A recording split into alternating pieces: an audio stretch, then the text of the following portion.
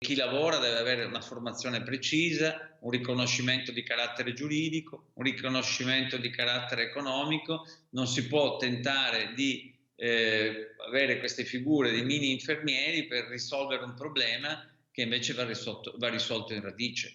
Un po' infermiere, un po' operatore sociosanitario. Una via di mezzo che scontenta tutti, quella del cosiddetto Super OSS, istituito da una delibera della Giunta Veneta. Una scelta che ha causato una levata di scudi da parte della politica regionale, che accusa senza tanti giri di parola il governatore Luca Zaia e l'assessore alla sanità Manuela Lanzarin di aver solo trovato un escamotage per rimandare un problema, sovraccaricando i lavoratori già sotto pressione dopo 2 anni di pandemia. Questa è la cartina di tornasole di una questione più grande, che è quella del sistema sociosanitario del Veneto, che è necessario ripensare.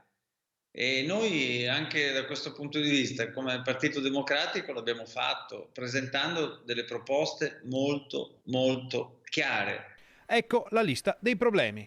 Problemi quali sono? Le liste d'attesa, la carenza di personale medico e infermieristico, personale medico che lascia il Veneto e che va in altre regioni o che appena può va in pensione, la carenza di medici di base e uno squilibrio tra la presenza degli ospedali e i servizi al territorio. Un tema, quello della salute, che per i cittadini supera le bandiere di partito e le logiche della politica. Queste cose qui riguardano direttamente gli interessi dei cittadini. Guardate, non ci sarà nessun veneto, nemmeno il più leghista convinto, che non di fronte al problema della tutela della salute non sarà sensibile a questi problemi.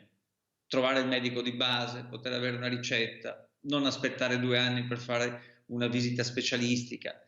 Problemi concreti che non interessano quello o quel partito, ma la vita delle persone. Problemi concreti che i residenti dell'area dell'ULSS 7 conoscono bene e portano ogni giorno alla nostra attenzione, con segnalazioni e lamentele sulla disorganizzazione all'interno dell'azienda sanitaria diretta da Carlo Bramezza.